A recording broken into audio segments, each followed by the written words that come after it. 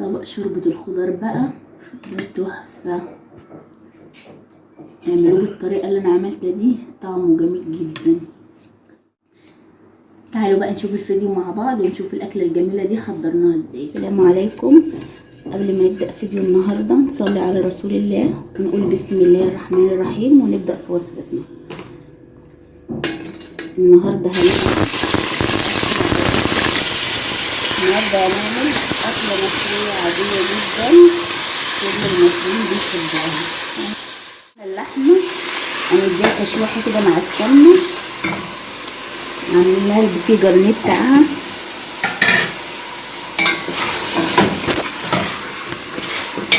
بصلاية مقطعة مع طماطماية مع جزراية مع ورق لورا، نقلبها شوية مع السمنة كده تاخد تحميرة بسيطة.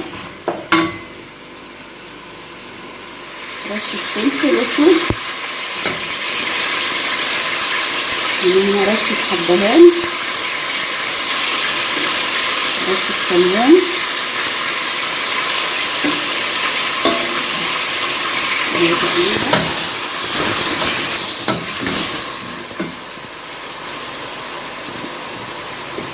هننزل عليها بمية سخنة.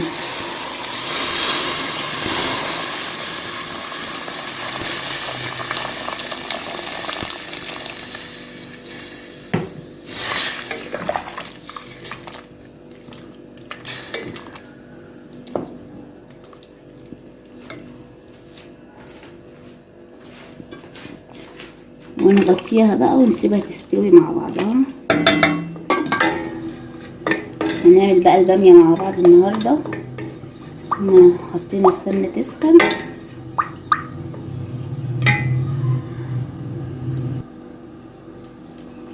هننزل بالبصلة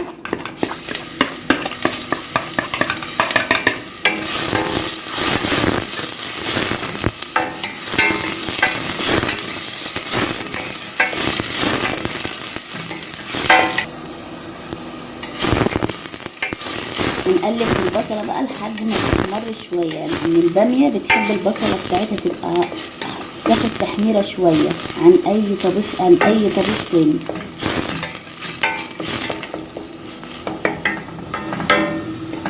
البصلة بتتحمر اهي، البصلة اتحمرت اهي. ننزل بقى بالطماطم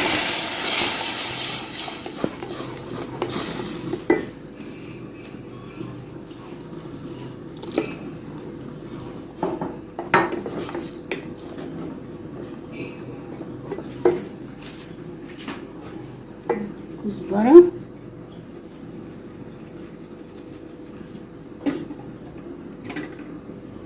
فلفل اسود كمون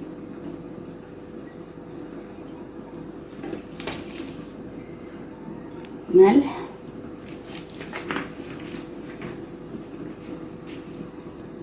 معلقة سكر علشان حموضة الطماطم عشان تظبط الطعم معانا.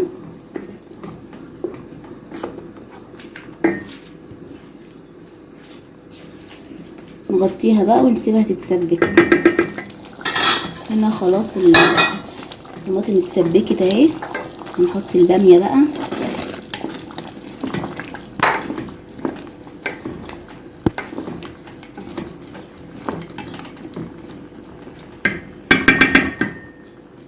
سيبها بقى تتسبك مع الطماطم بتاعتها.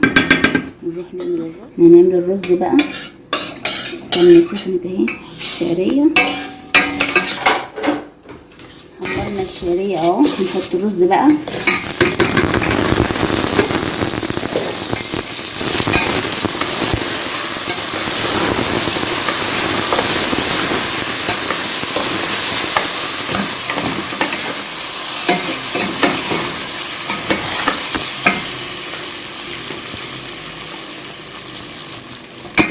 رشة فلفل اسود،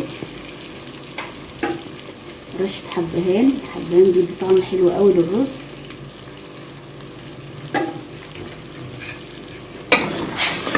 نقلب شوية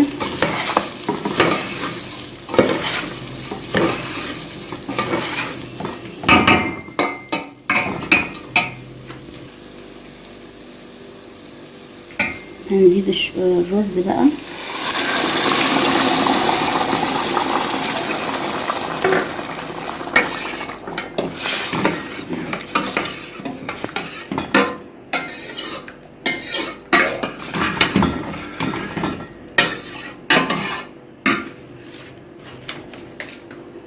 ونحط الملح بقى بتاعه عشان احنا لسه ما حطيناش ملح في الشوربه.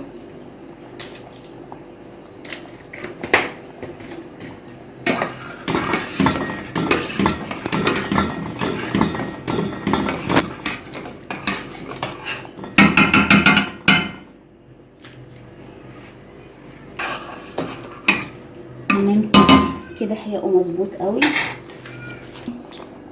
كده، طعمه مظبوط قوي. نغطي بقى ونسيبه عشان الرز اتشرب اهو. هنهدي عليه. بصوا يا جماعه بقى شكل الشوربه والله يفتح النفس. بصوا شكلها جميل، ولا لونها فيه حاجه ولا حاجه، شكلها حلو قوي. نحط لها الشوربه بقى ونسيبها تستوي براحتها. الباميه بقى هنحط اللحمه بقى مع الباميه.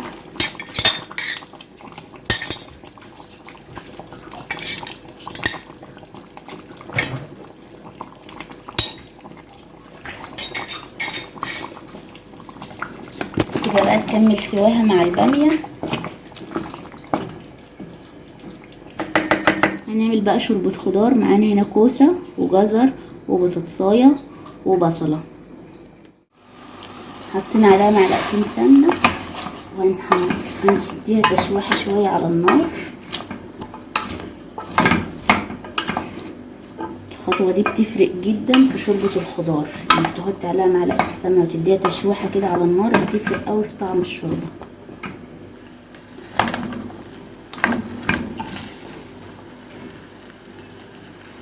هننزل بقى بالشوربه.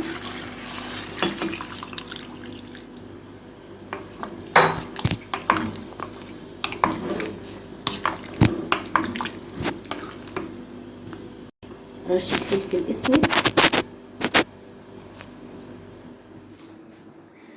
بصوا بقى يا جماعه الباميه دي اكله مصريه اصيله.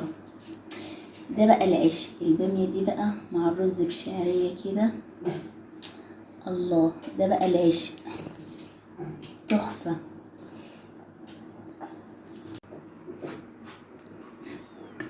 طبق شوربه الخضار بقى ده تحفه. اعملوه بالطريقه اللي انا عملتها دي، طعمه جميل جدا.